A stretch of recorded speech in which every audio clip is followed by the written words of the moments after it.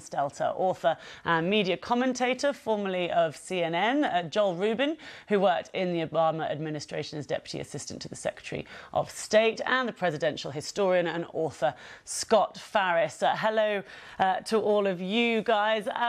First of all, I'll go through all of you what your reaction to the debate last night. But Joel Rubin, to you first of all, how are you feeling? How are Democrats feeling? A bit of panic going on, isn't there?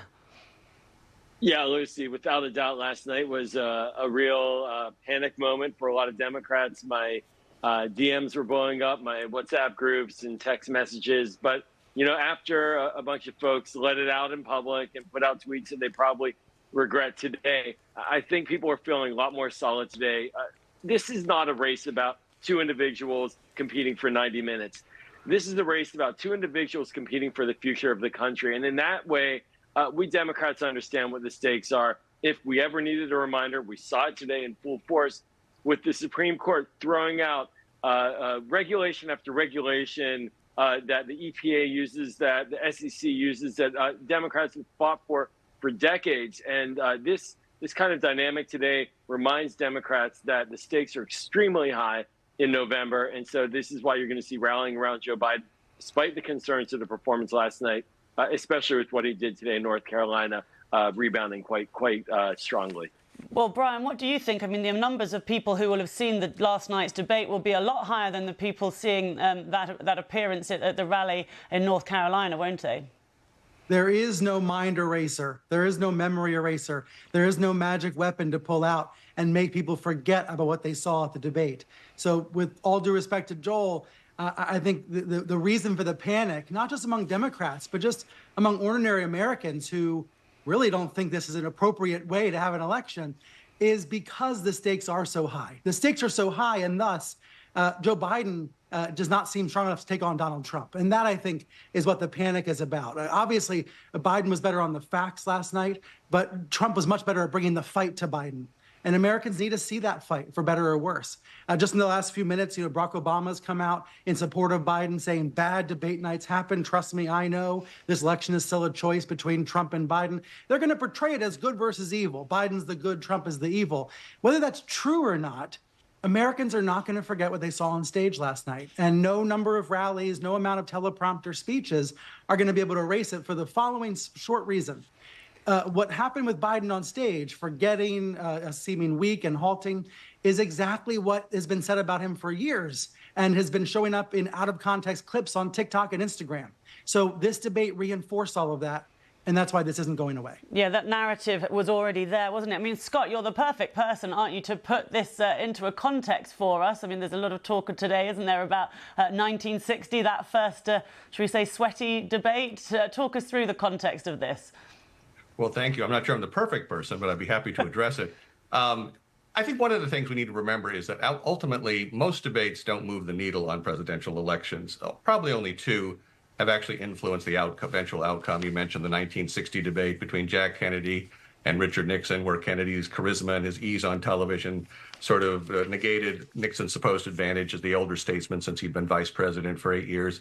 Another debate that may have altered the outcome of the election was the 76 debate between Carter and Ford, where Ford sort of remarkably claimed that the Soviet Union was not dominating Eastern Europe at the time. And that was a very close election that Ford might have won, but that gaffe sort of stalled his campaign a bit. But most debates, I don't think really move the needle. I think when they do, it's because they actually reverse the narrative, as I mentioned with Kennedy and Nixon. As the other gentlemen have already noted, there's sort of already been the narrative of, is Joe Biden too old? And people have already sort of taken that into account and decided whether that's going to matter to them or not.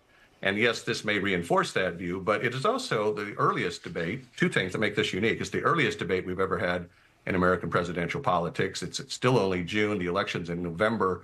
An awful lot is going to happen between now and then. And so there's plenty of opportunities for Joe Biden to bounce back, as he seemed to do today in the North Carolina rally, and he will hopefully perform better, or his partisans certainly hope he performs better at the next debate, as Ronald Reagan did after he sort of seemed old in his first debate with Walter Mondale. And then second, this is the first time we've had two presidents debate each other. So these are two, you couldn't find two better known men in America than Joe Biden and Donald Trump. They both have a record as president. And I think that's going to weigh even more with the voters than perhaps this one thing, which was certainly not a good performance by the president, But I don't think it doesn't have quite the significance that, as several people said, that all the tweets and the direct messages indicated last night. Does that make you feel a bit better, Joel?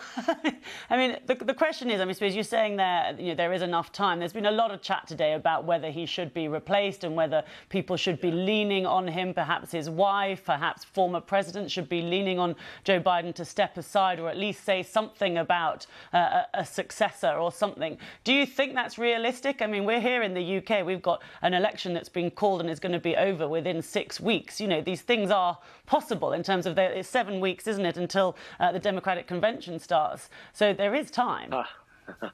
Oh, if only we had a 6 weeks election period, it would be a dream. Here in the United States, it's like 6 years, it feels like. Look, two thoughts on this. First, there is no mechanism to move Joe Biden off the ticket. He is the winner of the primaries. He'll get nominated in several weeks electronically, virtually. And unless he withdraws, that's it. And if he does, then it's Kamala Harris. So, the mechanism is not available. And then the second thing, I want to point this out, which is kind of stunning to me. And I've been having some debates today with colleagues in the Democratic Party about this, that when Donald Trump got convicted of 34 felonies, what did the Republicans do? They embraced him. When he was down, they picked him up. And I think that's really what we need to be thinking about here. I remember in 2012 when President Obama had a very bad debate, as he referred to in your quote, and he looked really out of sorts. Well, the party picked him up, and the activists picked him up, and the infrastructure kind of lifted him, and he got it going. And I think that's what we need to see here as well. And Joe Biden, he does, as mentioned, have one more debate. It's going to be before early voting in the fall.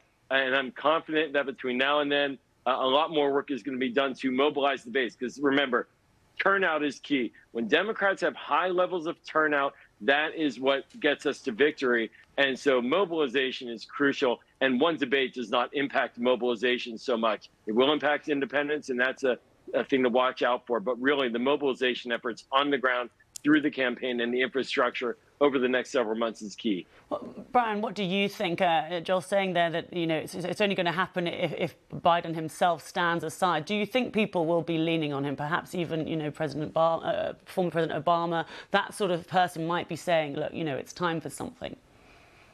Number one, Joel's absolutely right. A change only happens if Joe Biden allows it to happen. And what we heard from Biden in the last couple hours is that he believes he is the one, maybe the only one in the United States that can defeat Donald Trump again. Those are the stakes. That's how serious it is, right? Tens of millions of Americans want to ensure Trump is not reelected. And Biden believes he's the only one who can ensure that. So far, we have not heard about his wife, Jill, or Barack Obama, or any senior Democratic leaders leaning on him to reconsider. I think we should wait a beat and see what develops in the days to come, because the anxiety levels are very real. And yet the arguments, as Joel is outlining, the arguments for supporting Biden are also real. Here's where I see this shaking out, however. 50 million people watched the debate last night in the United States, even more around the world. Those viral videos are all across social media, and they are all embarrassing for Joe Biden. And it comes down to this. I hate to say this, but in America, we have wonderful free speech rights, so we can criticize the president. He's like a grandfather figure who has good days and bad days. And that's understandable. Lots of Americans have families where grandpa has good days and bad days. But when you see him on a bad day, it makes you wonder if you want him to run a country or run a company. And ultimately, and on a very tangible level, those are the conversations I think people are having about this election system or election season. Yeah. And Scott, while we're